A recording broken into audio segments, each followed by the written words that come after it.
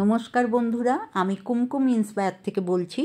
আমার এই চ্যানেলের মাধ্যমে আমি বিভিন্ন ঘরে বানানো রেসিপি আপনাদের কাছে নিয়ে আসি। আপনারা এই রকম সুস্বাদু নিত্য নতুন রেসিপি পেতে আমার চ্যানেলটিকে লাইক এবং সাবস্ক্রাইব করে নেবেন।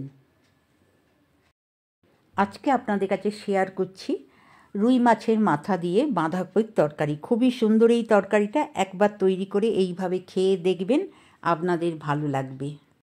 এই তরকারিটা একবার খেলে আপনাদের বারবার তৈরি করে খেতে ইচ্ছা করবে।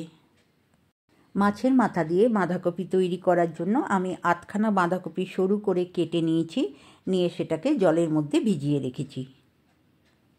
আর নিয়েছি একটা রুই মাছের মাথাটা আমি ভালো করে ধুয়ে পরিষ্কার করে নিয়েছি। এইবার নুন আর হলুদ একটু মাখিয়ে নিচ্ছি।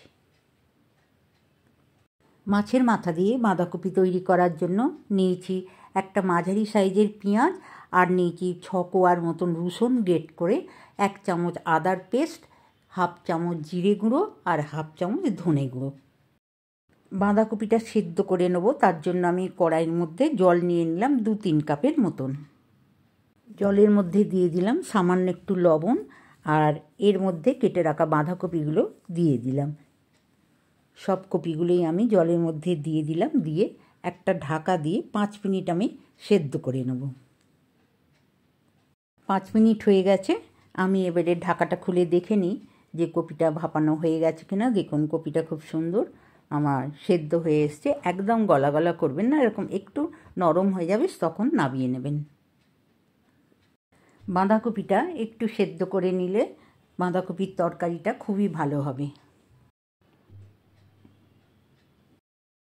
এইবার আমি কড়াইতে তেল নিয়ে নিয়েছি, 2 চামচের মতন বড় চামচের সর্ষের তেল নিয়েছি। আর এতে আমি একটা আলু কেটে রেখেছিলাম, সেই আলুটা ভেজে নেব।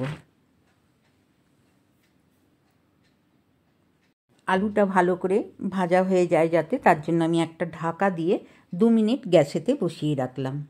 2 মিনিট হয়ে গেছে। দেখুন আলুটা খুব সুন্দর আমার ভাজা হয়ে গেছে, একদম লাল লাল করে ভাজা হয়ে গেছে, আবার নরমও হয়ে এসছে। কপির আলুটা ভালো করে ভাজা হয়ে গেছে। আমি এবারে বাটির মধ্যে তুলে নিলাম। আলু ভাজাটা আমার হয়ে গেল। আলু ভাজার কড়াইতেই আমি আর একটু তেল দিয়ে মাছের মাথাটা ছেড়ে দিলাম, আর মাছের মাথার ওপরে একটু হলুদ নিয়ে নিয়েছিলাম, সেটা মাখিয়ে দিলাম। কড়াইতে মাছের মাথা ভাজাটা আমি খুব সুন্দরভাবে করে নিলাম, কেননা মাঝে মাঝে মাথাটা আমি উল্টে দিয়েছি। এখন আমার ভাজা হয়ে গেছে, আমি প্লেটে তুলে নিচ্ছি। দেখুন কত সুন্দর মাছের মাথা ভাজাটা হয়ে গেছে। ওই তেলের মধ্যে সামান্য একটু সাদা জিরে, অর্ধেক তেজপাতা আর একটা শুকনো লঙ্কা ফোড়ন দিয়ে ফোড়নটা ভালো করে ভেজে নিলাম। আমি বাঁধাকপির তরকারিটা জিরে ফোড়ন দিয়ে করছি, আপনারা এখানে 5 ফোড়নও নিতে পারেন। ফোড়নটা আমার ভালো করে ভাজা হয়ে গেছে। এর মধ্যে কেটে রাখা পেঁয়াজগুলো আমি দিয়ে দিলাম, দিয়ে নাড়াচাড়া করে একটু ভেজে নেব।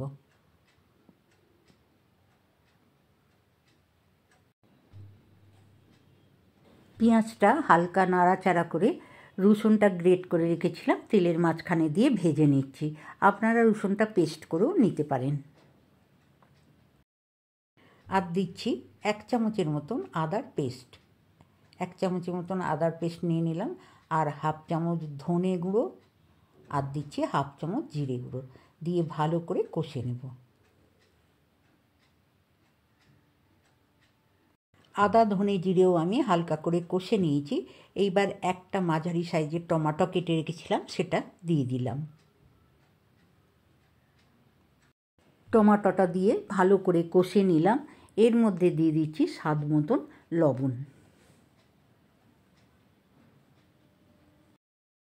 আর দিচ্ছি সামান্য একটু হলুদ আর রেড চিলি পাউডার।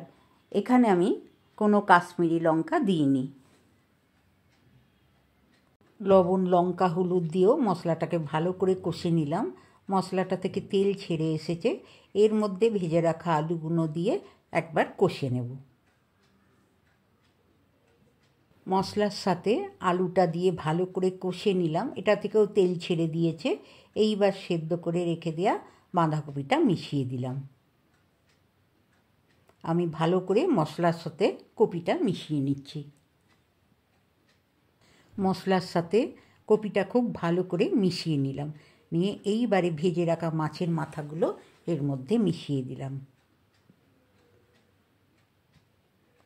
বাঁধাকপির তরকারির মধ্যে মাছের মাথাটা মিশিয়ে দিলাম।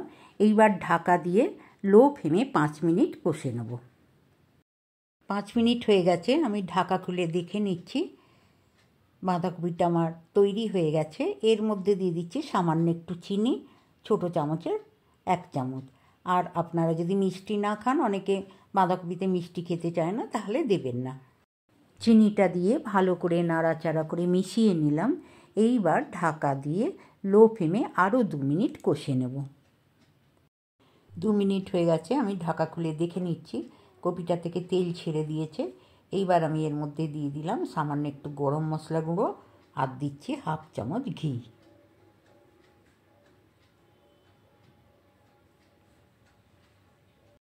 ঘি গরম মশলা দিয়ে কপিটাকে আমি আরও একবার ভালো করে শুকনো করে কষে নিচ্ছি। দেখুন কত সুন্দর কষা হয়ে গেছে।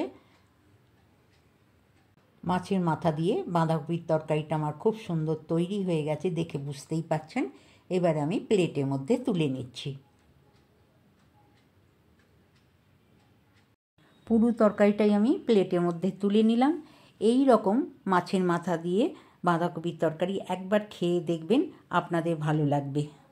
এই মাছের মাথা দিয়ে বাঁধাকপিটা ভাত রুটি দিয়ে খেতে খুবই ভালো লাগবে।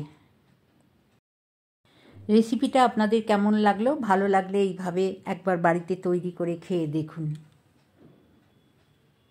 রেসিপিটা ভালো লাগলে লাইক করবেন, কমেন্ট করবেন আর বন্ধুদের মধ্যে শেয়ার করবেন। আমার চ্যানেলে নতুন বন্ধু হলে চ্যানেলটি সাবস্ক্রাইব করবেন। নতুন নতুন ভিডিও আপলোড হলে আপনাদের কাছে পৌঁছে যাবে। ভালো থাকবেন। নমস্কার।